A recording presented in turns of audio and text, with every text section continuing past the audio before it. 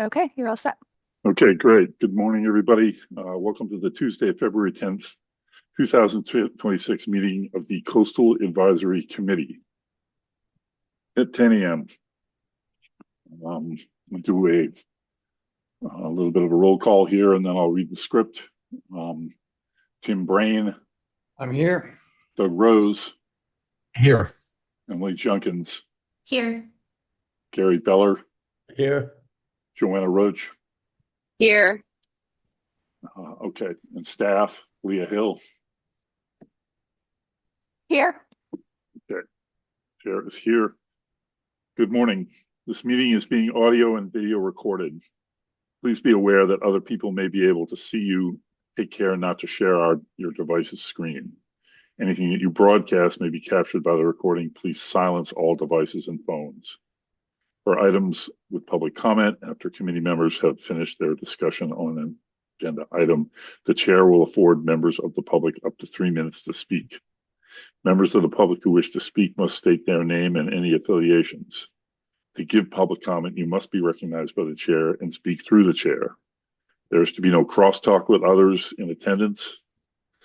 To be recognized for making a public comment, use the raised hand feature by clicking on the React tab at the bottom of your Zoom screen, and then remember to click the raised hand button.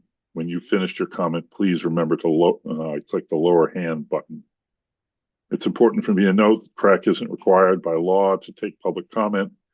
We do so because we need your invaluable input. We view public comment as a privilege, so please remain respectful in your comments and do not disparage other speakers or members of this committee.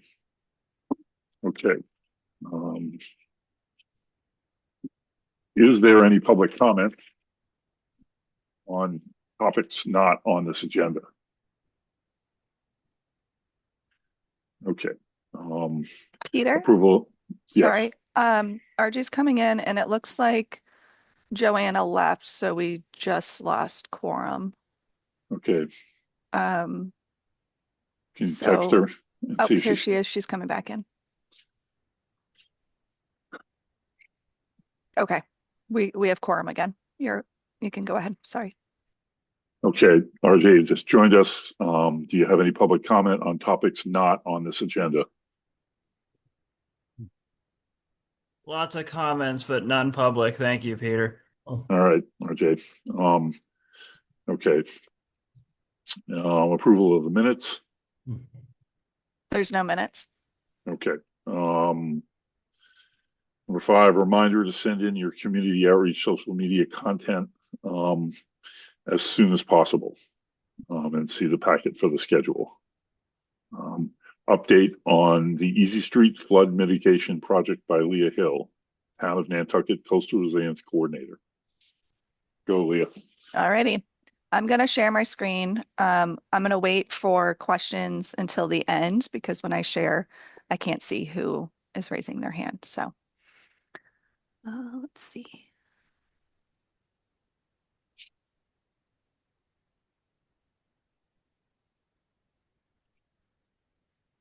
Okay, can you all see that okay? Yes. Great. Okay, so I'm going to give an update about the Easy Street Flood Mitigation Project. I'm actually going to be giving the same update to the select board tomorrow night. So today I'll talk about the deliverables that we received from the CZM grant, which ended back in June of 2025. And then the next steps for this project. So I'll go through the scope of work. And this is on the pending contracts select board meeting for February 18th. I'll go through the estimated project timeline and then why we need to keep going with this project.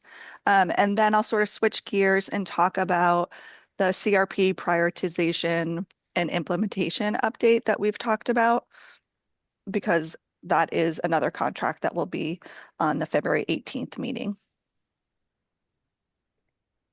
All right, so previous work and engagement from the CZM grant, we received the existing conditions and flood risk report. So that gave us information about the different time horizons for high tide flooding on Easy Street. We also got a concept design and preliminary feasibility report. So that went through all the different design options that we developed. And then the updated concept design final report that was the 3 different design options. It's a very long report. If anybody has read it, it's very in-depth, but it just goes through the whole process for like where we are today. Again, from that risk assessment, this is a map. So the dark blue is tidal flooding as soon as 2030. The lighter blue is 2050, and then the very light blue is 2070. So that's high tide flooding according to the Massachusetts Coast Flood Risk Model. And within that little small rectangle, if we, and we meaning the town and private property owners, take no action, we can expect a cumulative loss of $1.2 billion.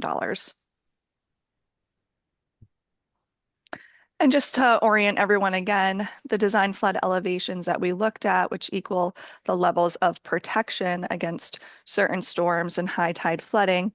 On the left is the different DFEs in feet according to NAVD 88. And then in present day, that would be like today, what kind of storms they would protect us against. 2030, again, what kind of storms? 2050, that's when you start to get to the protection against high tide flooding. And then 2070 is pretty much all high tide flooding. So for this project, we chose to go to the highest protection because this critical infrastructure, we can't get this wrong. And so we have that 8 feet NAVD 88, which today it would protect us against the 1% annual exceedance probability, or what people say, the 100-year storm. Although, as we all know, those are more frequent than 100 years, every 100 years. For 2030, that would be the 5% probability, or the 20-year storm. 2050, 8%, and then 2070, 50%, or the 2-year storm. So with that 8 feet NAVD 88, we're actually protecting for a longer amount of time for those larger storms. If we went to the 6.5 feet, which one of the road raising options is, then it would be, less protection today and then even less protection in the future. But it would protect against those high tide flooding events. And then these are the 3 design options. I'm not going to go through all of them in extensive detail because you all have had many presentations about this, but we have the bulkhead expansion and elevation. We have the adaptable road raising, so raising it to 6.5 feet NAVD 88 today. And then in the future, if we need to adapt it to the 8 feet, then we will. Doug, I see your hand is raised. Can we wait for questions until the end, or is it a troubleshooting thing? We can wait. Okay. And then the road raising straight to 8 feet. So these are concept cost estimates for each of the designs. Again, these are like, right now we don't even have a 30% design for them. They are pretty much at 10%. So there's a lot of variability and kind of what ifs. But for the bulkhead expansion and elevation, that estimate is about 47 million. If we wait until 2028 to construct it, then that'll go up to about 53 million. And then this last row here, that is the AACE Class 4 estimate. So that's what engineers use for kind of like the low and the high for these projects. So you can see the very large variability in there. But again, these are just to kind of give you an idea. As the project progresses and more questions are answered, then generally that price tag goes down.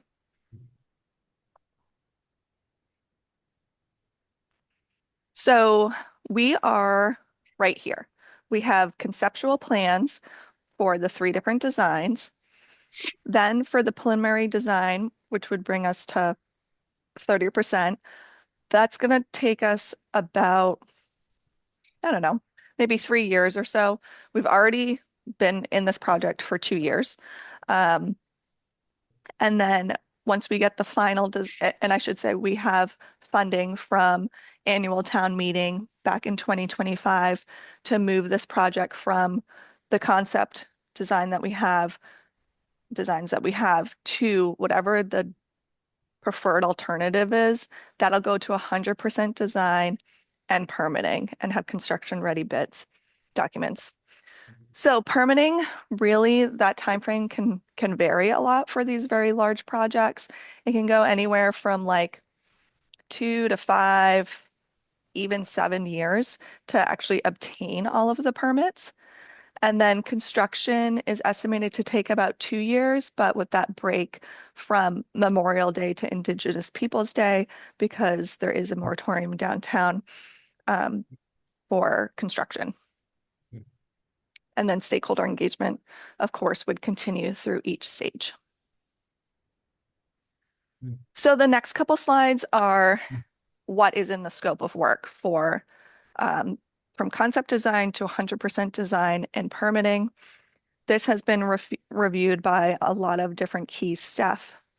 And task one is really to we've figured out what the missing data is. And so task one is to really get all the data we need to make an informed decision of which design to move forward with. So we are going to update the graphics, so those 3D graphics, to make a more photorealistic of what we're seeing today and then how that might change in the future for each of the 3 designs, because that was a big question that the public had.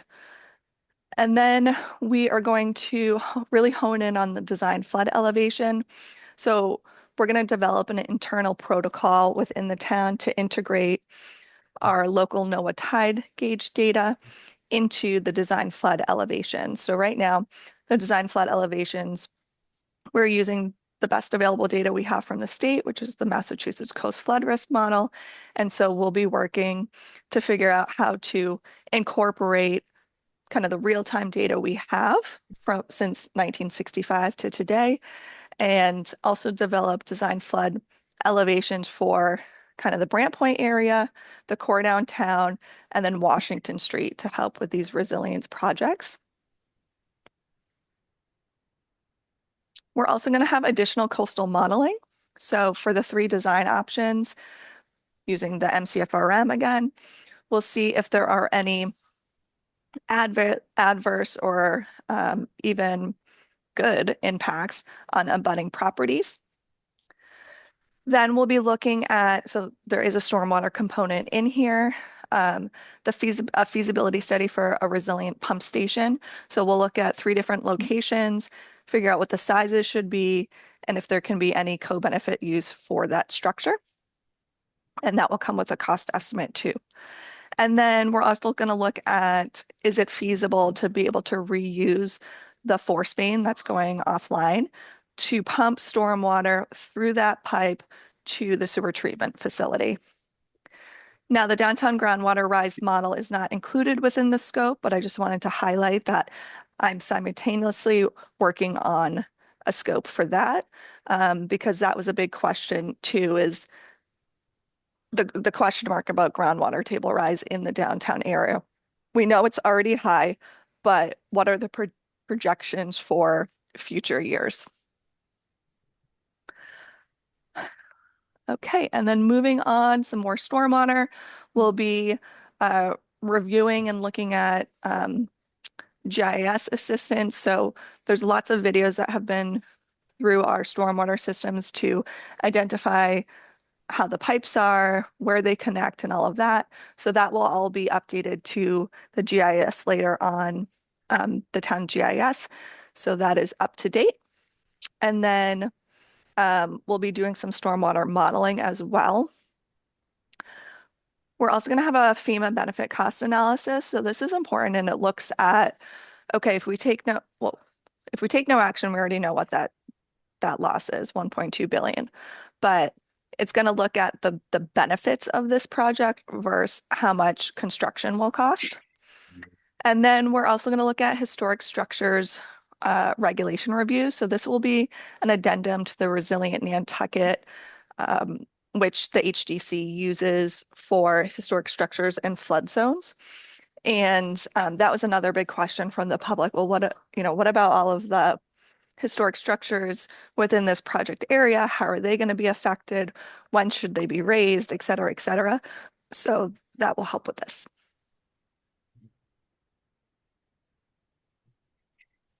Okay, so key questions that task 1 will answer, which is we've heard a lot of these questions from the public and also from you all, is if the road raising design is chosen, what happens to the non-raised structures? How may this impact historic structures in the project area? What will the designs look like compared to what it looks like today? How do we integrate the NOAA tide gauge data into the level of protection? What about stormwater management within the project area? How will the design options negatively or positively impact neighboring properties? And what is the cost benefit compared to the construction cost?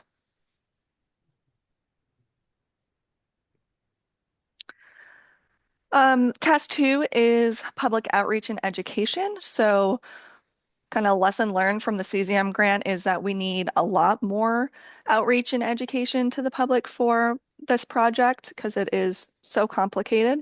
And also, in our core downtown.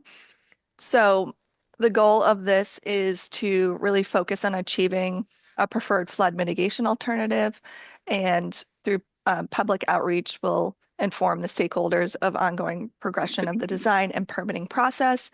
So I'm not going to go through this whole slide, but we are really increasing public engagement and meeting with focus groups and stakeholders and having more website content and social media content to get the project information out there.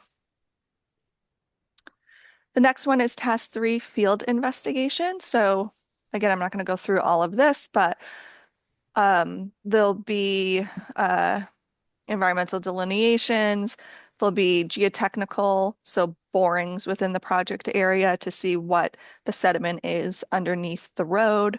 We're going to install some groundwater wells to help and also monitor them to help with that groundwater table rise question.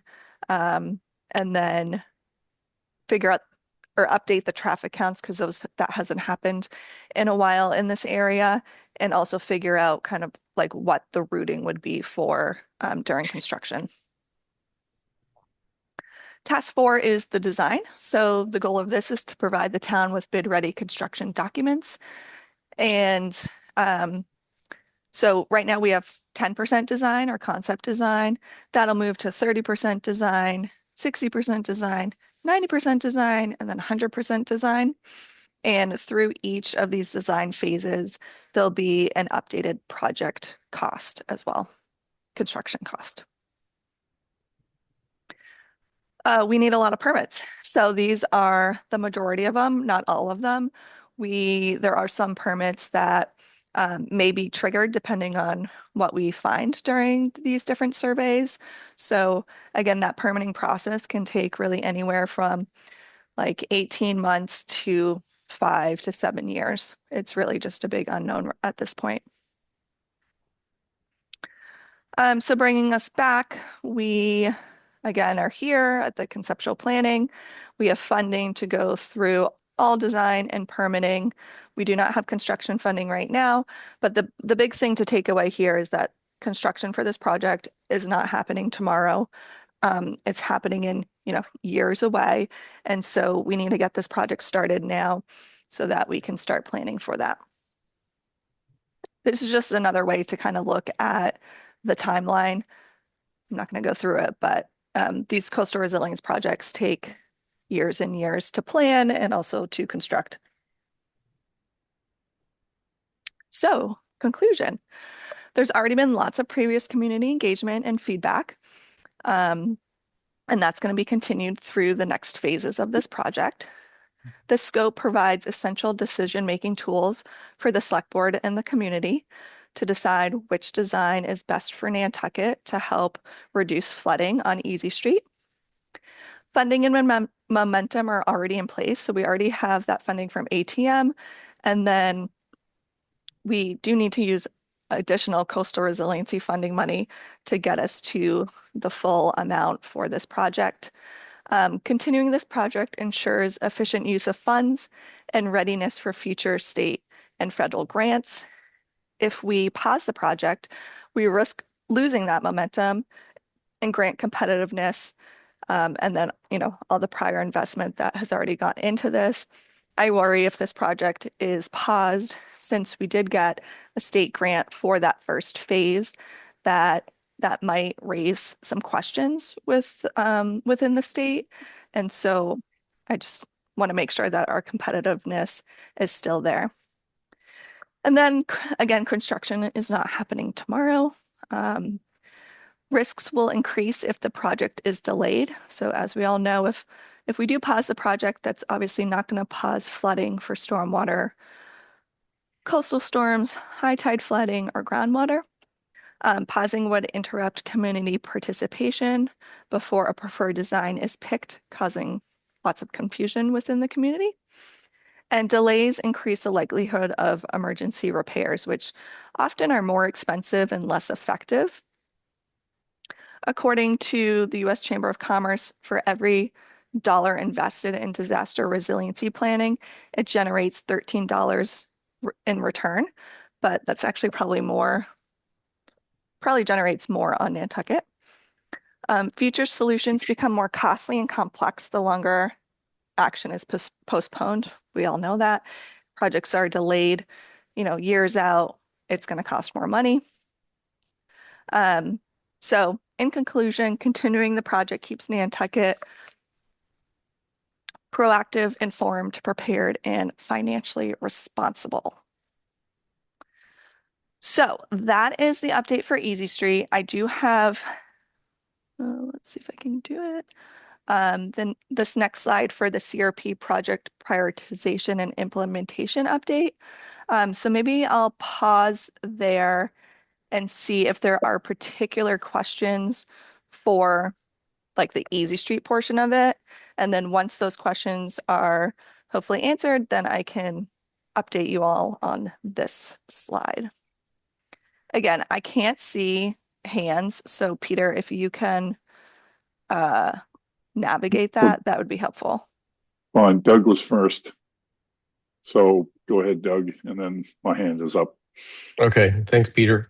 Hope everyone can hear me on my AirPods. Yes. Hey, great presentation, Leah. And I think if nothing else, you're going through this with the select board just continues to elevate the awareness levels of the community, because a lot of people tune into the select board not with any specific project interest in mind, but more just generically trying to keep up, and hopefully some of the media will pick up on it as well. And you answered some of the questions I had initially had as you went through it, so well done. I had like a couple of like super nerdy questions. One was about modeling and whether I understand there's tidal modeling and then there's stormwater modeling, and I guess we're gonna at some point maybe get to a groundwater model. Is there a way in your mind, do you imagine that those models can somehow be blended so that they're not totally discrete threats? In other words, in a hurricane, we may have all three of those issues going on at once. Does that sound right to you, that we would end up being able to combine some of these models together? So I'm not a modeler, so I can't ask, I can't answer that question. But I know for when I was speaking with different firms for the groundwater table rise, they did bring up that point about like being able to incorporate rainwater, precipitation, elevated precipitation, and then like coastal storm surge as well.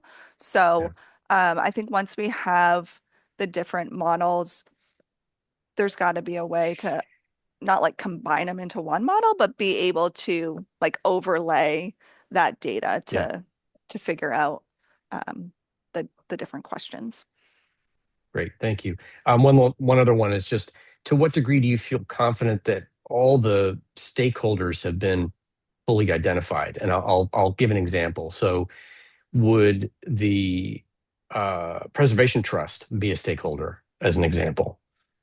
So yeah, I would envision them coming in during the historic structure review process, them Okay. and obviously HDC.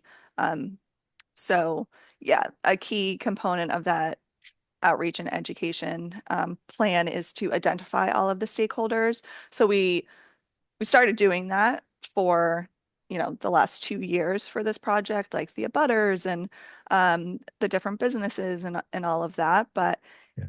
it's really hard to contact everyone.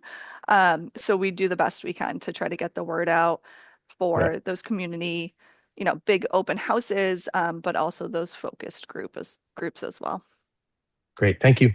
Yep. Okay, my question was, I guess, how in sync is the projected path of the project and what we see for the forecast for sea level rise? I mean, I know everything moves at the speed of government, but I don't know. I mean, are we being quick enough to do this? Yeah, so that's always a good question. I am being very conservative with the timeframes and how long this project would actually take for construction, because I do know how government goes and how these very large, complicated projects that, you know, have to do with utilities and roadways and all of that stuff plays into it. So with the MCFRM, they do use the high scenario for sea level rise. So that's great for infrastructure, protecting infrastructure. But when it comes to like the probability of that actually happening in that time frame, it's a low probability. So for example, if you choose the intermediate sea level rise projection, that's a coin toss. That's 50% it could be right, 50% it could be wrong. For the high scenario, I think it's something like 90% it could be like, and 90% it would be lower than that actual level. So we need to start somewhere, and we already have Yep. started. So and again, this is the first structural project out of the CRP. So there already have been and there will be more lessons learned, but we'll find out if that timing works out. One would hope that we would get some major storms that would scare the crap out of the public and go, hey, those people are cracked. They know what they're doing. I support this project. So anyway, go ahead, Gary. Thanks, Peter. One thing I noticed that you say construction might not start for 7 to 10 years. It's already 2026 we're in. And so I'm just kind of concerned that, we used to look at 2030 as an important first date on all of our surveys. And here we're looking at that 4 years away, and we're not even thinking about construction for several more years after that. So that's a bit of a concern to me. The other concern I have is that it's really important that we get this one right, but at the same time, the ferry people are in the process of figuring out when and how high and everything else has to happen to make sure that we're able to offload people and trucks from the ferry in due course over the next 5 or 10 years. And I think we may have to figure out before they have their final plans whether we're going to say they're most likely to go to the 8 foot level, and therefore we should certainly do that. Otherwise, we're going to have kind of a possible mismatch there, which we prefer not to have.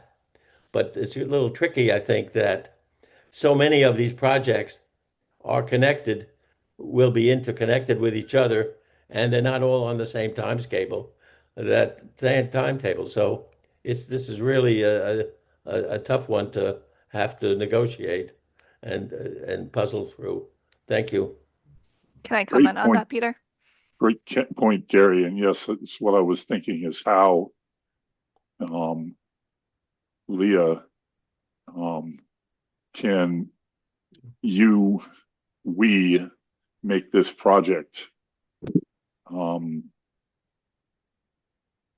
adjust to the steamship authority's schedule so that hopefully they go together. They see what we're doing and they adjust, or we see what they're doing and they adjust. Go ahead, Leah. So I've already been in lots of conversations with them. If you go back to the CRP, the steamship authority is actually at a higher elevation currently than Easy Street.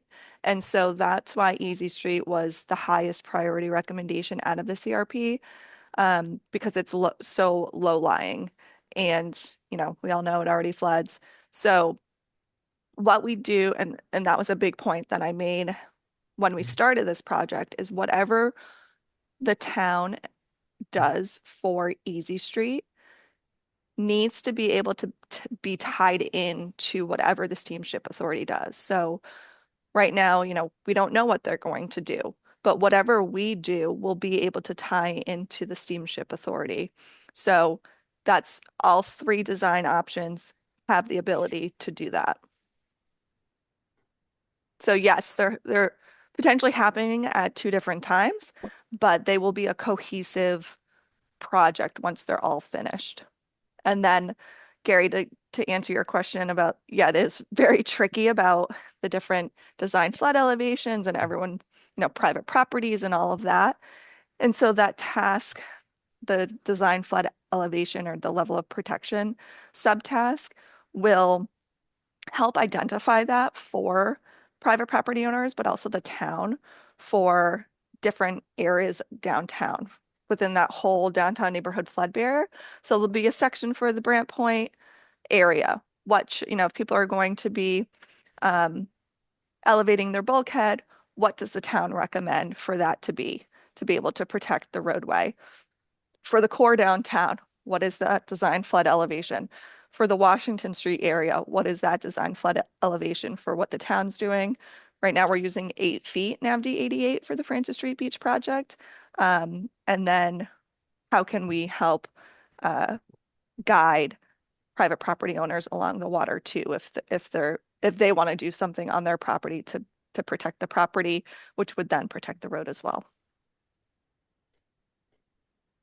I want to say,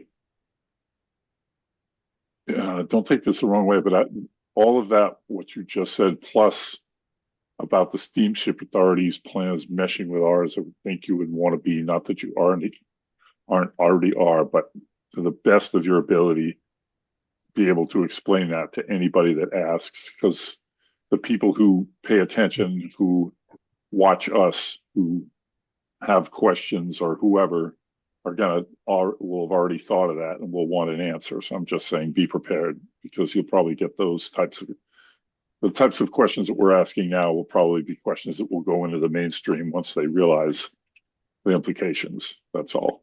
Yeah, the steamship, to answer that, Peter, if it's okay. I've heard the same steamship question over and over and over again.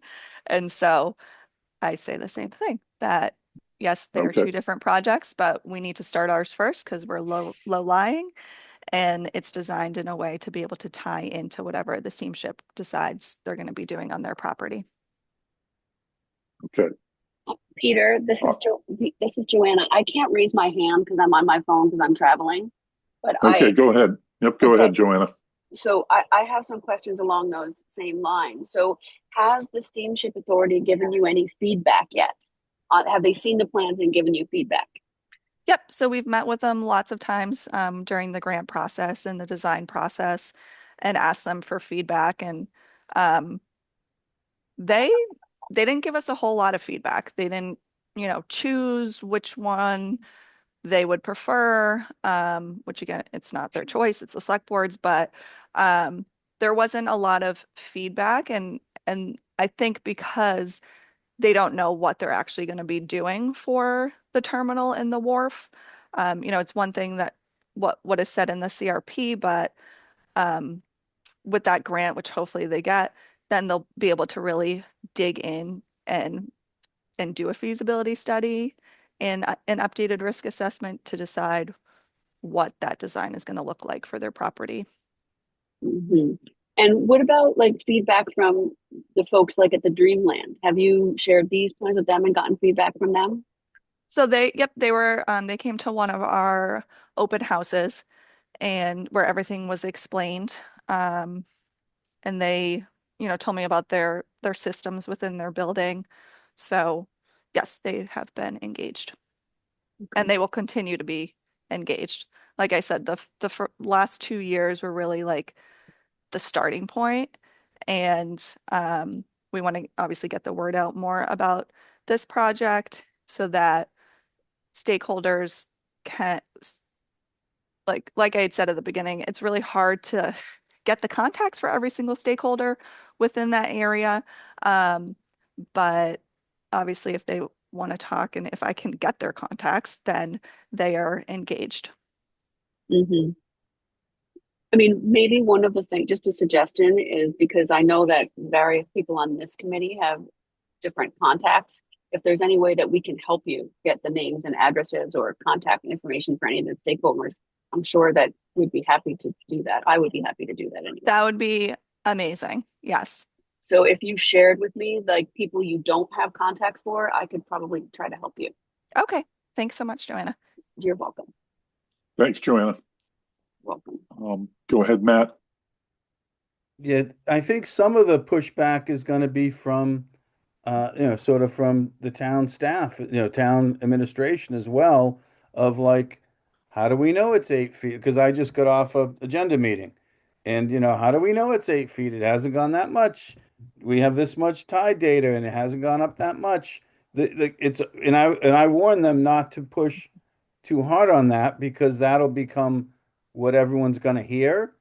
People are going to hear what they want to hear. If it's, if you own a building down there, you want to hear that it's going to be slow. I don't think any of us know exactly when the dates are going to be, when this is going to have to happen, but should we be planning for the best and then end up having it be worse? No. And so I think that, we're doing the right thing, but how it's presented, I think, is going to be important. That's just a heads up for Leah, because I know you're bringing it tonight, and I think there'll be some questions about, how quickly do we have to get to 6 feet or 8 feet and et cetera. And I kept telling him, you're asking the unanswerable. None of us know exactly when. So anyhow.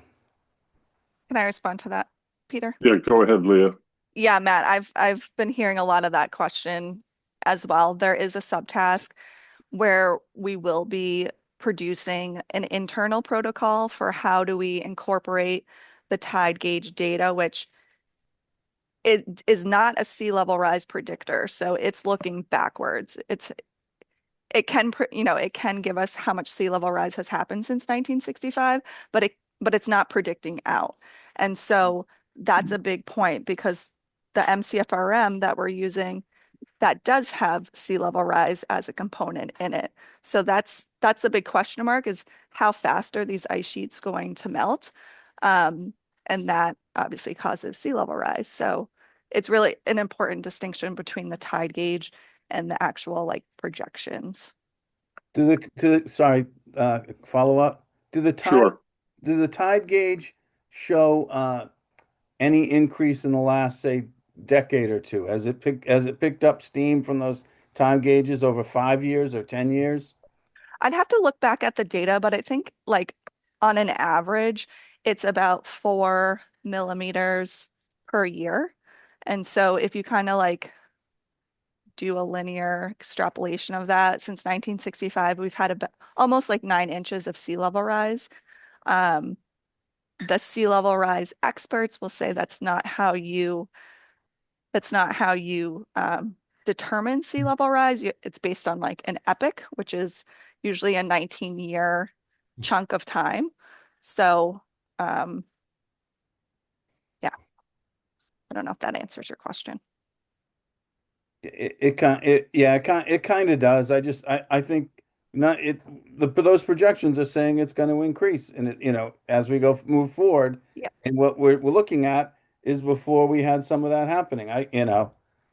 And I can tell you the dolphins that were down there. I was working there in 60s, 70s, and the dolphins that were down there when they first put them in, it was a big deal, and we complained about them, but they hardly ever got wet. And now they're in the water at high tide. So it's been 9 or 10 inches, not like visually that people who grew up down there can see. So, is that going to go over the next 20? Is that going to happen over the next again in the next 10 or 20 years? Probably. Yeah. Yep. Anyway. Thanks, Well, Matt. that's helpful anecdotal data because there are some people that, are on the water all the time and tell me nothing has risen. So, thank you for sharing that. Yeah, I would say look at the finger piers at North Wharf as an example. Just before I go to Hillary, I want to say, because Matt made me think of something, how flexible will the project be to sea level rise? And here we are thinking about what it might be like when we get to the point when we build it. Will we be able to adjust based on where it is when we start to build? So it depends on which design.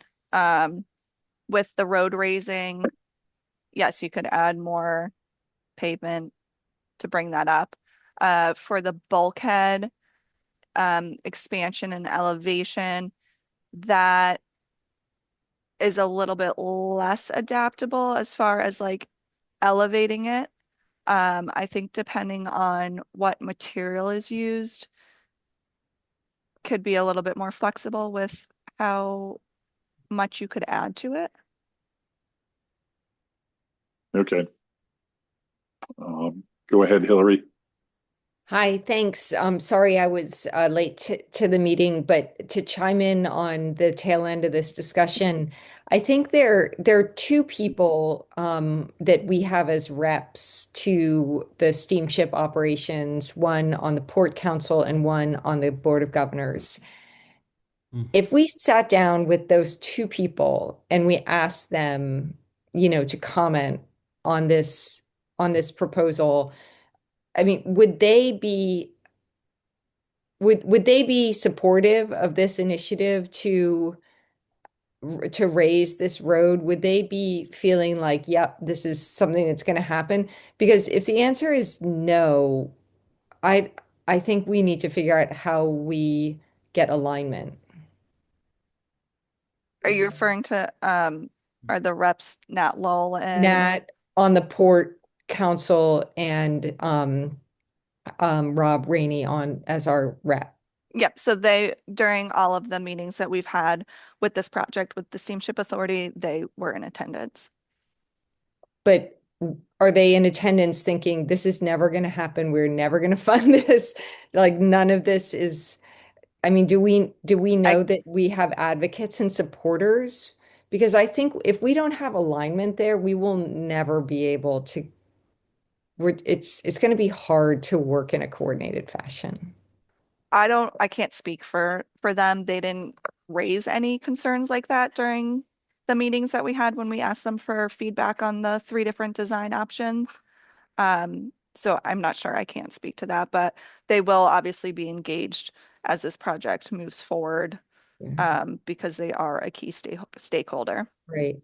So Peter, I think we should be able to know what level of support we have from those folks. I don't know if anybody else agrees, but I think we need to. I think we will gain that along the way, and I think that as long as we keep putting up the most up-to-date projections and the support of this committee, as well as talking in a positive tone about this happening and why we need to do it, I think we will generate that support, and I think that the more the public sees this conversation going on and realizes, and of course that relies on us with our public outreach, the more we get the word out, I think we can't help but get support And like I said, maybe you weren't sitting there before, but you know, it really does help when we get a big storm and it's crazy down there and people see what it's all about. And they see photos and videos of kids in canoes going down Broad Street and Easy Street, and it's not just a novelty; it's something that happens all the time. So I think that it'll build momentum over time, and then maybe people will be like, hopefully, people will be like, oh yeah, there's that project, and they're working on it, and so. And Hillary, I'm not sure if you were here or not when the steamship was brought up, but I explained that for all three design options, whatever is chosen was designed in such a way that whatever the steamship decides to do on their property, it'll be tied into it, which means that it's cohesive. And although it's two different projects, once they're both built, it's essentially one project. So there's not like a gap that will allow water through and still flood our roads. Yeah, thank you. I did hear that. Thanks. Yeah, and I don't think I want to believe that as we get really close to construction, as well as the Steamship Authority, I have to believe that both the town and the Steamship Authority will make it work. I don't think one's going to be higher or lower. I don't think there's going to be a thing that won't be worked out because they need us and we need them. So I'm not worried about that. Go ahead, Tim. Yeah, I sense that the interface with the steamship will be the easy part. I think the hard part is interfacing with all the property owners that are affected. Some of whom you don't even have contact with yet. How do you envision that process? Like, I know we can't require property owners to behave in a certain way, raise their house or their home or whatever. But this doesn't really work unless there is some plan for these property owners to interface with what's being constructed. I assume that the design, in the design phase, there will be some plan for how you can connect your building to the new road that is now many feet higher. But it's a complicated question, but how do you envision that process playing out, Leah? If you know, it's very complicated, but I'm curious. Yeah, so well, we don't know if the road is actually going to be raised. We don't know if that's the choice. But if it is, then through the robust community engagement plan, and then also like those photorealistic pictures that I was talking about, we've already identified all of the driveways that would need to be raised to be able to, if the road is raised, to get there. I don't think that maybe we're going to figure this out like through that process, but yeah, the town can't tell right now, tell buildings and all of that to elevate unless, I mean, that's through the building code. So through the Resilient Nantucket Addendum 2, that will identify a lot of those questions and like the utilities, how to elevate the utilities into the houses as well. So through that task one, a lot of those questions I think will be asked and answered. How many properties are affected? I don't know off the top of my head, but in that risk assessment within the project area, I'll send you the page, but there's a map that shows all the private properties, the businesses, the town land. I think it's maybe like 44 properties. Wow. But I do want to highlight, once whatever is built, those structures behind it, which are generally all but one, are going to be protected against storms and high tide flooding. So it's going to be protecting the road, but also like all of the structures behind it as well. Mhm. Okay, thank you. Okay, Matt, go ahead. Yeah, my family previously owned down there, and even if the road is higher, but the properties aren't lifted up, when there is, flooding or there is, sort of breach or something happens, it's going right into people's doors. So the reality is everyone's going to be raising. And what I've thought about it from a construction standpoint is, do we tell them to raise as the road goes, or do we tell what's their options?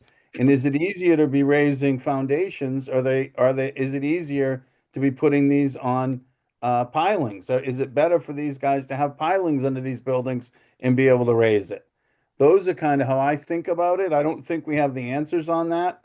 But I think that's, when you look at a lot of the coastal areas, that's how people do it. They put them on pilings, and when they have to raise it, they raise the pilings. And so we might be doing something like that. From a planning standpoint, I think that we have not really looked at, should the steamship be where it is? Is there another option? Where should the High Line go? We're getting ready to build condos where that parking lot is. There's going to be no pickup or drop off points. So these aren't coastal resiliency responsibilities. They're not our committee. But I don't know. I'm not sure that we have done a robust planning process for, maybe what should be happening is the steamship should be relocating, their truck traffic, and car traffic somewhere. I don't know where, jetties or Monomoy, I don't know. But maybe they should be relocating that, and the existing should become where all the boats that just have people come. Like if we were doing a planning, if we were taking a planning charrette, what would be the right thing to do for the next 50 or 100 years? And if we could because I think that's going to impact a lot of this. And I know probably is going to make, I'm sorry if I'm making your head explode, Leah, but I think that's what we still need to do, or we're going to be redoing it again later anyway. So. Okay, Matt, I'm going to go right before Hillary. So if Dave Franzuto sees this, what you're saying, you're going to make a best friend out of him, because he made sure that what got into the update of the harbor plan is the alternative ferry location on the west side of the West Jetty, solid fill pier as an alternative for ferries. He's been pushing for that for a long time. He never let it go. Of course, there's people who think he's crazy, but it's good to see a select board member thinking along those lines, because it could be a very important thing in the future. Yeah, Matt. Alfie Sanford, he did it, but he did it on the end of the West Jetty.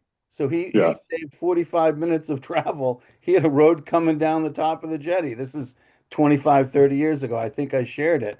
So the idea isn't crazy. The hard part, because everyone goes, oh, our truck route. Well, our truck route shouldn't be right through downtown Nantucket. Right. We shouldn't be bringing all the rocks and the propane through the middle of the historic district to drop it off out by the airport. Like we should be looking at what is the right way to do it if we're going to try to do it. And so I hope that that's part of the discussion, because these things are, and it seems crazy, like, oh, we could never do that. But when you look at the numbers that we're talking 100 million just for roads. Steamship's going to pick a number, 200 million. I don't know. Like you start looking at these numbers, it's going to be crazy. And so, like, is there something else that makes more sense? So, thank you. The numbers aren't crazy when you consider no access. So go ahead, Hillary. Yeah, this is exactly the kind of thing that the Regional Planning Commission, the NPNEDC, should be working on. These are really long-term, massive projects that take into account all different sorts of systems that we have on our island. And I can tell you there is zero conversation about that happening at the level that it needs to happen. It just, I think, I think if we really want to have this happen, we have to engage with that commission and our planning department as much, if not more than the select board, because they're the folks that control all that. And it's their job. It's that job, the job of that commission to plan for the comprehensive viability and well-being, not, not just well-being, but actually viability of this island region. And speaking as a member of that commission, I want to make that happen. I'm not just complaining, but I'm hopefully educating about the importance of that. I think you should bring it up at every meeting. I'm trying. I'm really limited with what I can do. Thank you, Hillary. Go ahead, Leah. I was just going to ask Hillary, yeah, what do you suggest to engage with them and get that conversation started? Well, I can certainly bring it up if you guys want me, it's helpful to be asked to bring it up, because I'm a member, I'm a rep from the planning board. And the problem with being a rep from the planning board, last night we had like a 4+ hour meeting with public hearings, with really like micro decisions at the lot level for the most part. And, we increase the number of dwellings. We do every meeting, we increase the number of vacation dwellings on this island and the need for support from the steamship. We don't have time to work at this level. That has to happen in our other planning, other planning functions. So I'm just saying I'm here as a rep from the planning board, but if you ask me to go and talk to the planning commission about this, another recommendation, Leah, would be to ask for support from the town manager in that function, or to ask for a meeting with the chair, the vice chair, and the planning director and deputy planning director to talk about this. Just a staff to staff meeting. Yeah, it's a good idea. A joint meeting, or the next time you guys have a meeting, we could all be in attendance, and that could be a topic on the agenda, and we could all chime in. Yeah, I just want to acknowledge that Leah did come and present, but like when we have a lot of people come and present and everybody just nods, it's, I don't know if we're really moving the ball forward. I think there's a lot. Yeah, go ahead. We got to get in their faces about it and be serious and actually tell them to pay attention. Anyway, go ahead, Doug. We spent a lot of time on this topic and we have other stuff to do. So go ahead, Doug. Thanks, Peter. I would just caveat what you just said by saying, I think this is the existential project in the entire CRP. There's no project more important than this one. So I think it's worth the time. I was just going to say for two things. First, I would be very supportive of making a motion to ask Hillary as our planning department rep to bring this forward as an agenda, put it on the agenda for the NP and EDC. Second thing is more a question, I guess, for Leah, who's closest to this, and maybe the rest of this committee, which is, do we need to put together some kind of a package of PowerPoint slides that address call it the Hail Mary option, which is don't just consider raising the road bed on Easy Street, reconsider everything as it relates to the steamboat wharf. And just to say, maybe it should be out on the end of jetties is an interesting idea. I think it might feel more real and worthy of a serious debate with the folks at NP and EDC and Select Board and other people if it was somehow presented in more of a formal way. So two things. One, I would make a motion to ask Hillary to move to see if she can get that on the agenda for NP and EDC. And I'll wait on that, see if there's anybody that's willing to second. Thanks, Peter. Peter, it's Joanna again. Can I say something? Go ahead, Joanna. Thank you. I agree that we should be looking at the bigger picture in many of these areas. But I'm wondering if we could consider an alternative approach to engaging some of these other town committees in this process. And you know, perhaps the thought that I would have is to ask Leslie Snell to come to our meeting, to this meeting, and to have a conversation with us about how she sees her department being involved in this effort. Right. Okay. Rather than have this go back through the other way, because I think that that's kind of possibly a more direct route and a better way to get direct feedback. Okay, I think that's a great idea, but I think it should be a precursor to us attending their meeting. So she can prepare them for us coming. Sure. But I think that she's the place to start. Okay, I agree with that. Go ahead, Matt.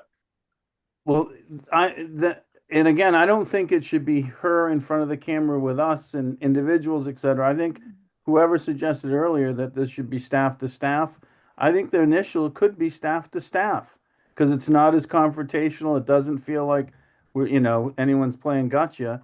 And it should be, what are the long range plans? What long range plans do we have for transportation? What is the long range outlook for transportation? Is this the right place? If not, where would it be? Is any of that in the pipeline?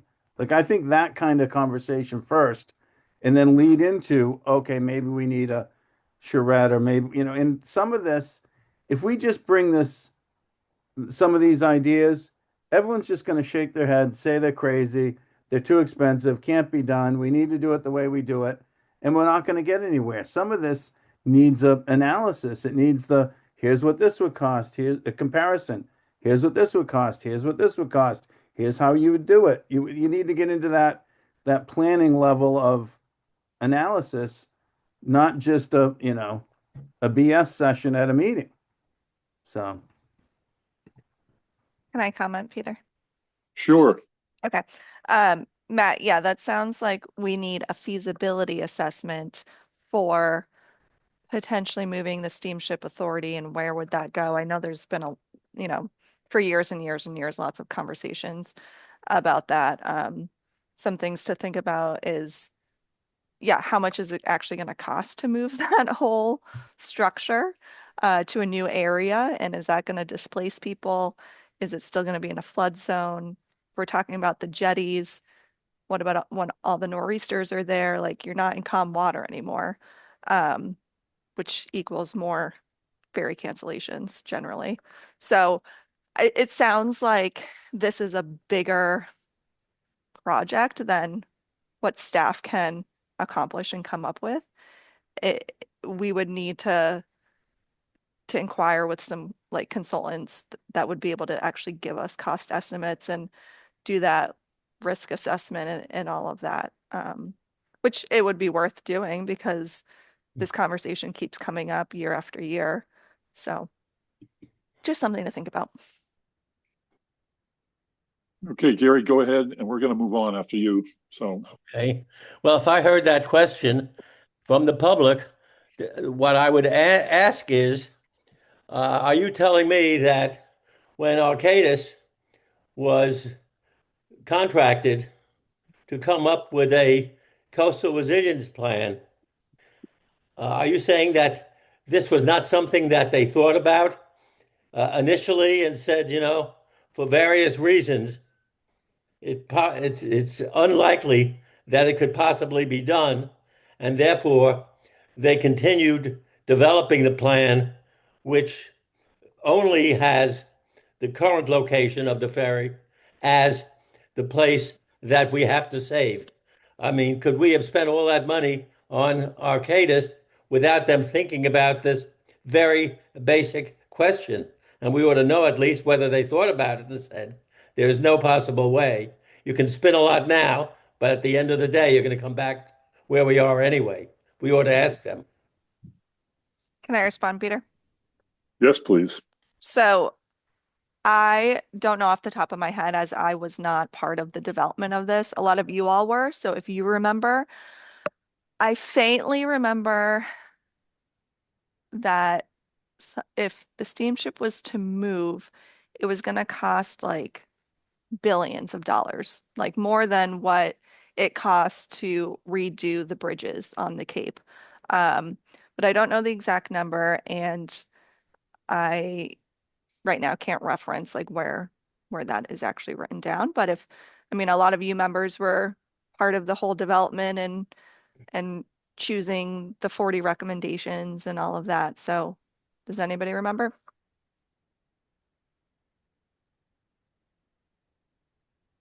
Guess not. I don't. I'm old. I just turned 66. I don't remember. It's only 5 years ago, Matt. I know. You're only 56, Matt? Yeah, I wish. Okay. Okay, are there any more comments? Um, Go ahead, Hillary. yeah, we did have a motion on the table, and I would just like to resolve what, if anything, you guys want me to do, or if you want to just have staff to staff meetings and then come back to me about the commission, looping in the commission.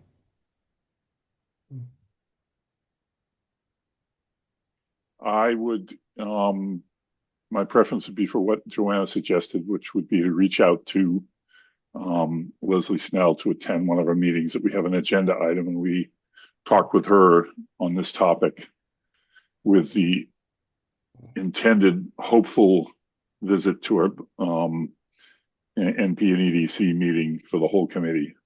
But we would have her at the meeting and bring this up with her. Okay. I like that idea over charging into one of their meetings and all of us coming at you guys and having them nod their heads and go, yeah, whatever. If Leslie's on board, then she can get them on board.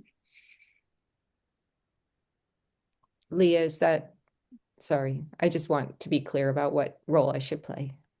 I would also suggest if that is what CRAC wants, is to also include Mike Burns, who's the transportation coordinator, as him and PEDC also developed a long-range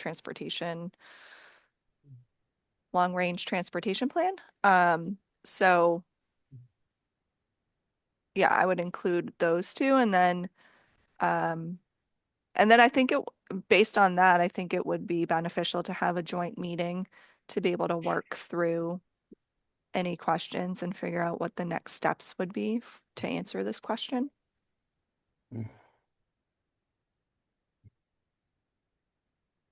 This is Joanna. I agree with Leah. I think that that's a great idea. I think including Mike Burns is smart. Okay, so are we going to take a vote on this? Are you, Hillary, going to modify your motion? Are we going to have Leah just set it up and we don't need a motion? What are we going to do? Well, it was actually Doug's motion. Okay. Peter, if this is how you want to do it, it can just be an agenda item for a next meeting where both Leslie and Mike could come and attend. Okay. Well, we can have that agenda. I don't think you need to make a motion to put an agenda item on the agenda because you choose what goes on there. Okay, well, it's our first agenda item for March 10th. Well, if they're available. If they're available, of course. Yes, but let's be positive. They're going to be available. Sounds good to me. Thanks. Okay. Are there any members of the public in attendance that have anything to talk about on this item? Okay. We'll move Sorry, on Peter, to. can I just ask a clarifying question? When I contact them, I'm asking them to present on the long-range transportation plan and also what the zoning or long-term vision for the Steamship Authority downtown area. Yes, and also letting them know that we will be asking them about this idea of maybe moving the Steamship Authority to another location. Crazy as that sounds, but Okay. prepare them for that. Okay. I'm also going to reach out to Vince and see what he recalls about that part of it in the CRP development, because there might already be an answer that I'm not sure about. Okay. All right, we'll move on to review and discuss the draft video narrative. Hold on, sorry, Peter. I haven't gone over this last slide. It's a different topic than the Easy Street. Sure. Okay. We have other stuff to do. I'm just telling you that I because know, we now we don't have have 50 much though. minutes. We don't have much. Okay. Okay, so switching gears, this will also be on the select board's February 18th pending contract meeting. So this arose from CRAC, from the capital committee, from internally, that, you know, it's been about five years since the plan was developed. And so the goal of this contract is to work with Arcadis to help the town communicate progress to stakeholders and refine near and midterm capital needs to support budgeting processes and projections. So if you haven't gone through the CRP recently, on page 250, there's this whole chart, which this is an excerpt for the island-wide section. So it's to update this chart with the cost estimates, including the escalation to $2026, because everything that's in the CRP is $2020. And then to also, in an easy way, document the project status for each of the 40 recommendations, you know, whether they haven't started yet, they're ongoing, complete, etc. And then within this, which hits on a couple of questions that you guys have rose today, was to document the key project stakeholders for all of these recommendations so that we have that initially. And then if we need to update the project prioritization, so these colored circles, you know, priority 1, 2, and 3, and then also update the target implementation years. So this will help with capital planning.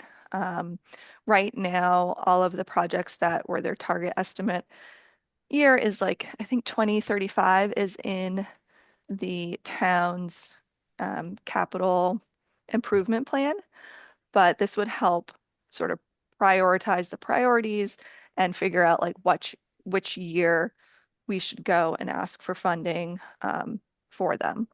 It's going to cost about $10,000 and take about 8 weeks to complete. So this will help really look at the whole CRP and all of the recommendations. And again, it's already in the capital plan, but help like if anything needs to be shifted around. So Capcom asked for this. I know it's been brought up a couple of times at this meeting, and then town admin has asked for this, and so we'll be doing this too if the select board approve that contract. Doug Rose. I know, Peter, we want to move on. I just want to make one We quick have now, comment. we just have 45 minutes more to go. Okay, go ahead. Go ahead, Doug. I think this overview from Arcadis, this update is a good idea. I would encourage Arcadis to also be looking at any projects that can be taken off of the CRP list, because I think there are a few that now in hindsight may not be as big a priority as we thought they might be 5 years ago. That's all. Thanks. Okay, yeah, Right. Good input, Doug. All right. Moving on to item 7, review and discuss the draft video narrative. The communications officer put together for the first video in a coastal resilience series. See the packet.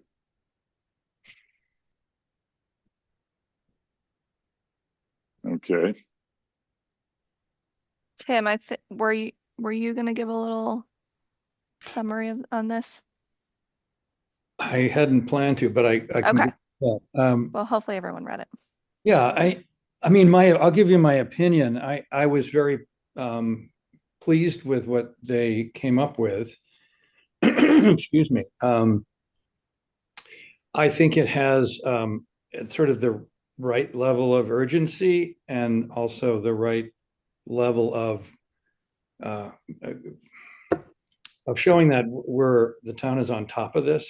I did question, the one question I had to Leah and Christy was, do we need a call for support, more of a call for support in this video? I thought after thinking about it a while, I think that I'm not sure what we would be calling for support for exactly. I know that ultimately we need people to be on board with this and support whatever costs are going to come along eventually, but we don't know what those are yet. We don't know what the town would be responsible for, or what would be done through betterments and so on. It's a complicated issue. And I think it's probably, in terms of the money side of it, it's premature to get into that. So at the end, I'm pretty happy with the tone of it, and I think it's pretty thorough. I like it. I don't know what anybody else thinks, but I was pleased with it. You guys have anything to say? Any comments?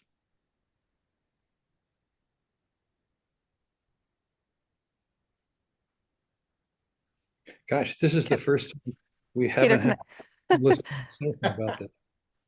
Go ahead, Peter, Leah.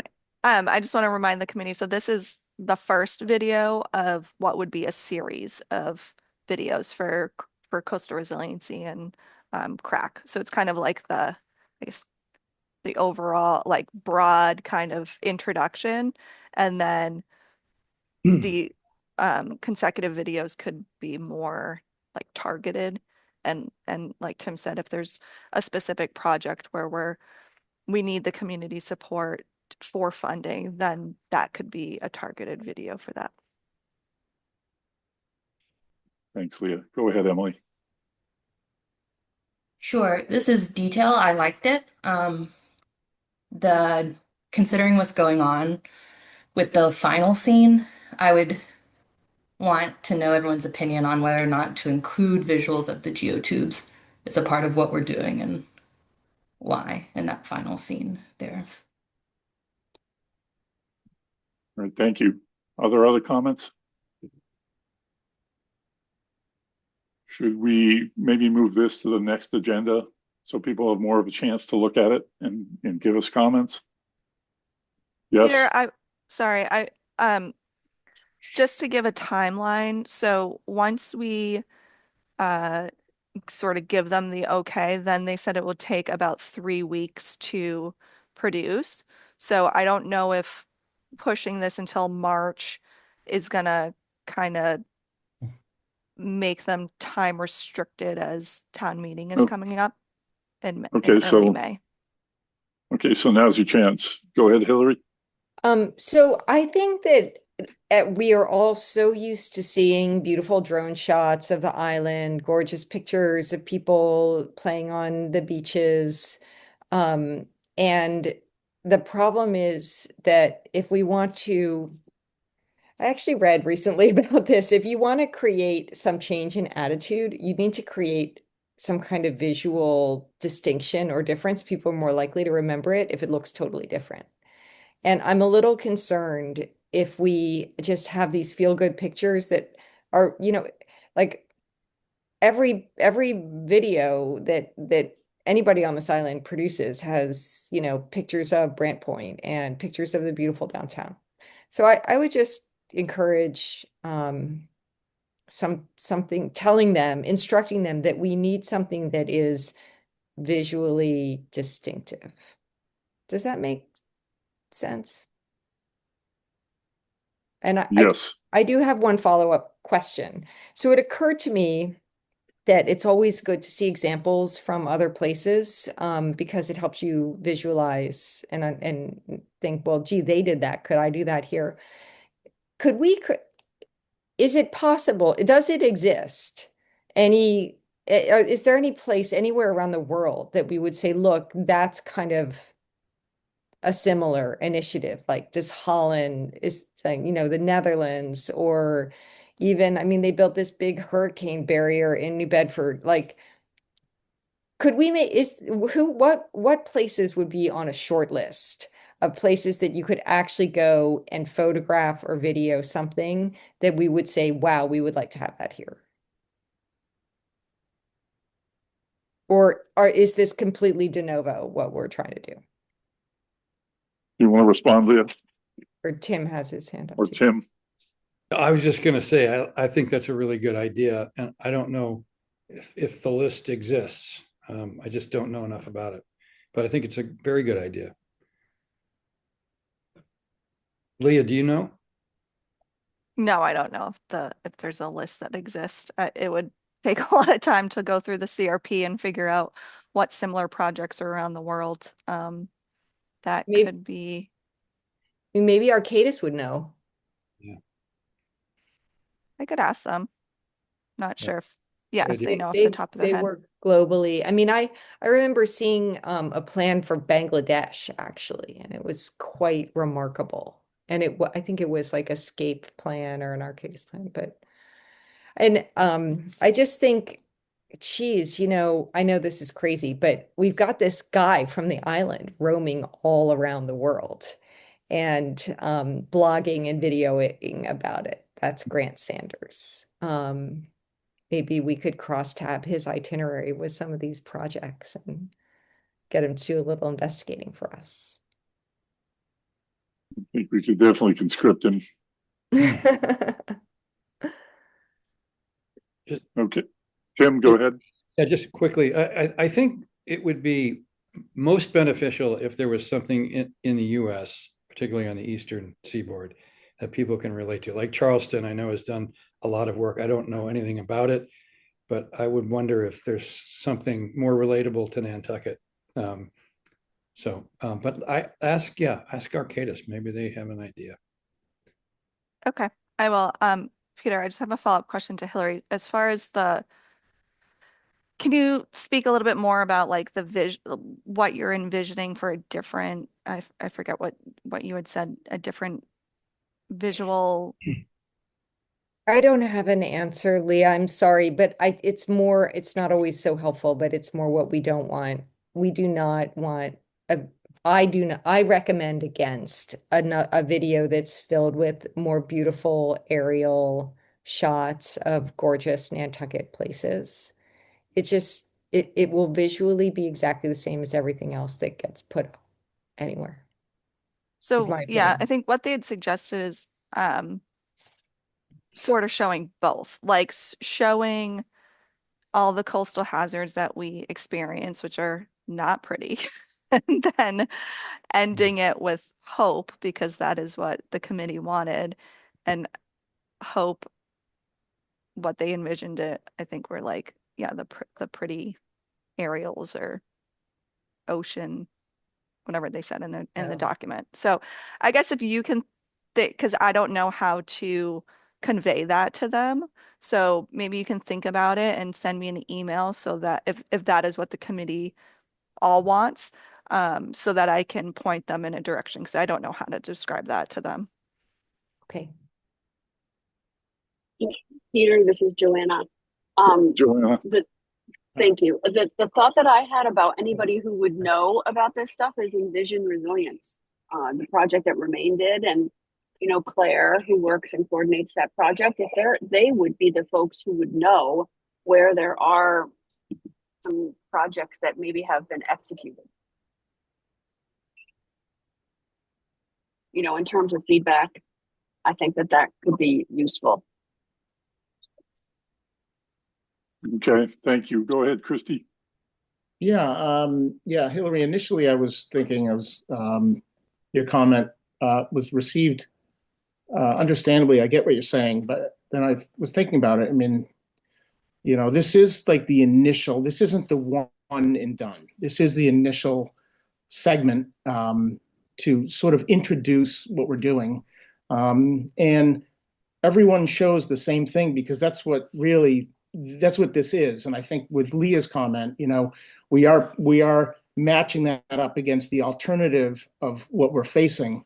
I think it's okay to have that contrast back and forth, that those two contrasting sort of images. So we do have an opportunity as we show other segments to move into whether it's other coastal resiliency plans and other communities and what they're doing and our leadership. So I'm okay with it. I do like it. I just think maybe if we're not going to finish it now, maybe instead of waiting for 2 weeks, that we do give everyone through the weekend just to at least make comments to Leah if you have comments on the document, so that we can get this kind of moving. Thank you. Thanks, Christy. Go ahead, Hillary. Oh, sorry. No, I don't have any comment. Sorry. Okay. Are there other comments on this? So what did you say, Christy, by the weekend? I was just giving, I wanted to give us, I didn't want to have to, I know Leah said for timing, I didn't want us to think we had to figure it out right now, but at least after talking about it, maybe committee members will go back and reread the document and maybe have some thoughts that they could forward to Leah, at least, at least through the weekend, so that Leah can share those with Florencia and, might be just good inputs. I'd hate to miss out on something that one of the committee members might have as a thought. How does that sound to everybody? Can I just comment on one thing, Peter? I see that. I see your hands. I'm asking the committee, how does that sound to everybody? Fine. Good. Okay, go ahead, Leah. I'm just saying that I'm away next week for 3 weeks, so I would request that if you have comments to please send them to me by Friday, which is in sorry. 3 days, Yep. so that I can get all of the Yeah. information to the communications office before I'm offline for a number of weeks. Okay. Thank you. All right, you guys have your assignment. Is there any public comment? And I'm looking directly at you, RJ, since you are our public. No. Okay. Okay, moving on to number 8, ask committee about any public meetings and events happening the week of April 13th, 2026. And I forgot, why are we asking them this, Leah? That is the week we are targeting for the strategic retreat and relocation programs first, like virtual open house. Okay. So in the past, I've asked the committee if you know of any other Conflicting. board meetings or like major events happening that week, so that we steer away from that day or that time frame to try to get as many community members to the event as possible. This is Joanna. Yes. That is International Dark Skies Week, and I know there's Nantucket Lights is doing a bunch of things. Okay. So you just may want to check that schedule out. But other than that, I don't know of anything. Okay, thank you, Joanna. And so don't have to think of it right now, but maybe when you send in your comments on item number 7 by Friday, you can let Leah know of any meetings or events that might conflict with April 13th. Okay, any public comments on this? Okay, so this is something we always have on the agenda. Committee members' coastal resilience recommendations to the select board to be discussed at a future meeting. If there's anything like that you want to share, either share it now or you could definitely email Leah or myself. Okay. New business committee and natural resources department reports from Planning Board, Conservation Commission, Harbor and Shellfish Advisory Board, Select Board Advisory Committee of Non-Voting Taxpayers, and other committee members. Mass Coastal Relocation Conference on March 10th at the UMass Boston. You're gonna say something about this, Leah, or Sure. am I just gonna? Okay.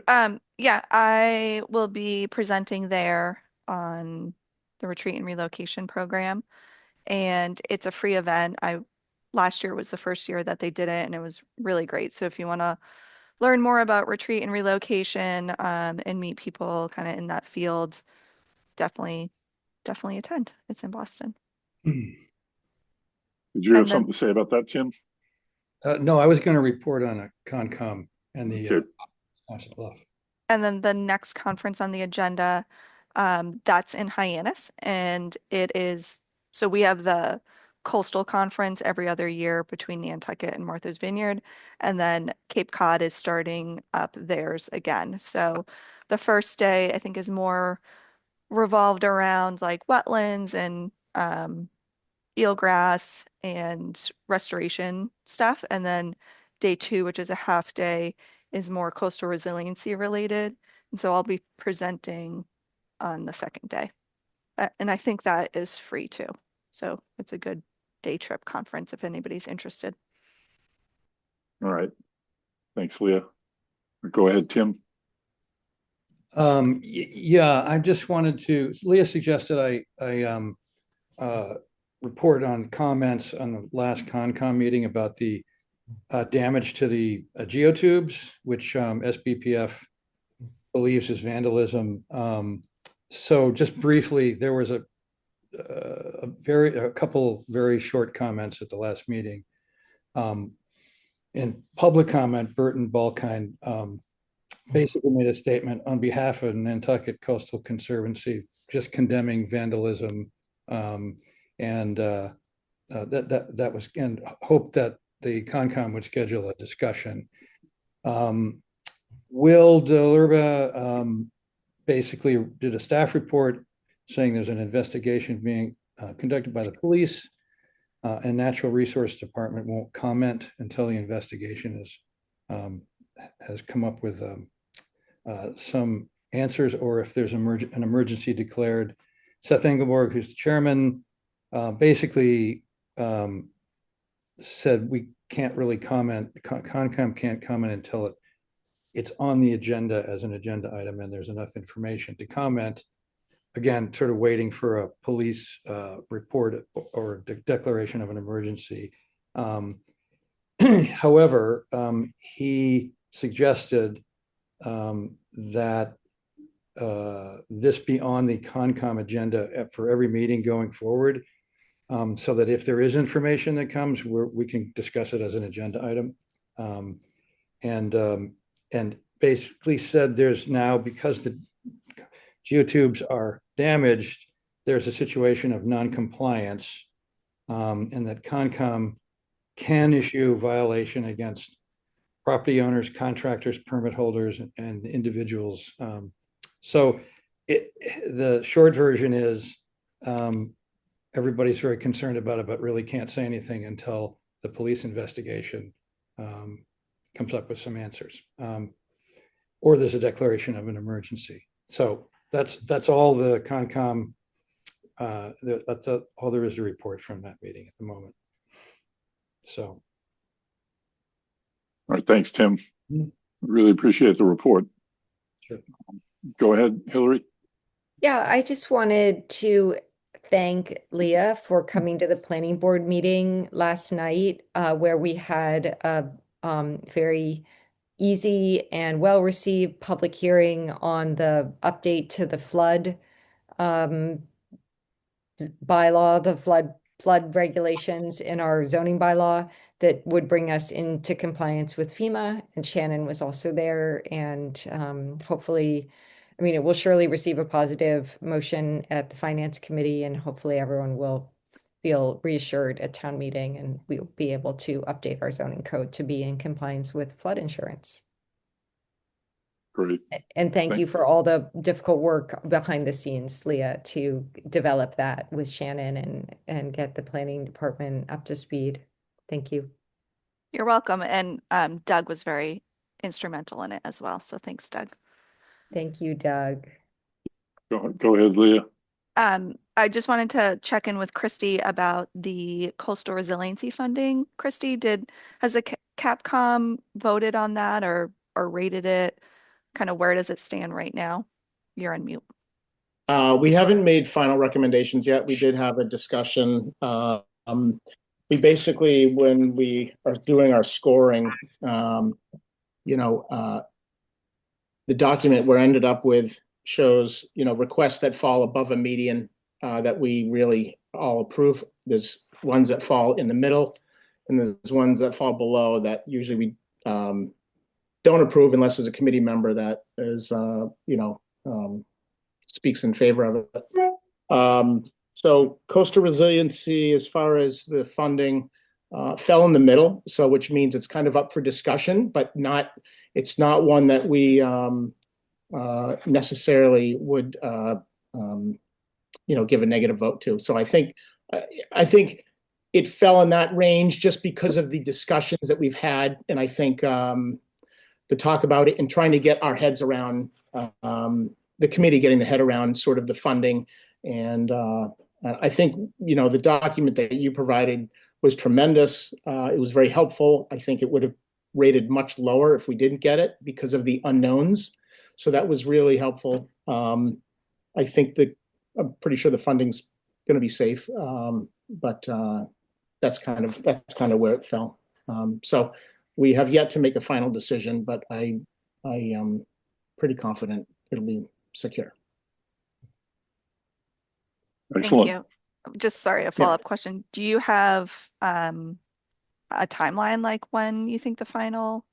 I think we're meeting on the maybe the 26th. It's at the end of towards later this month. Okay.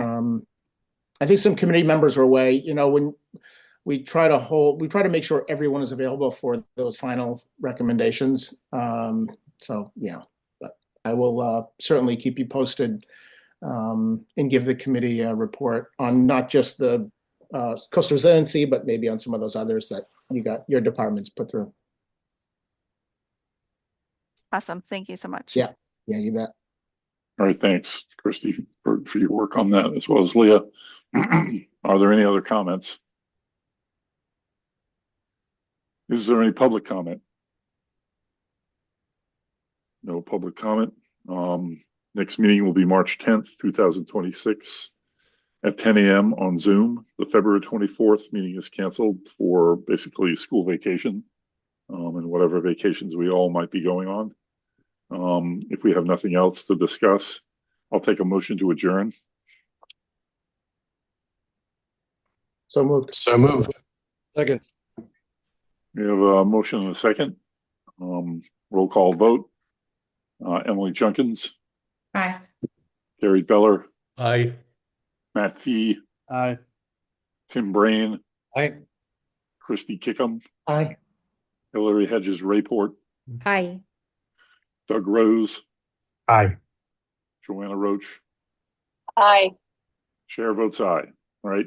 Thanks everyone for a great discussion today. We'll see you on the 10th. Thanks. Thanks, Peter.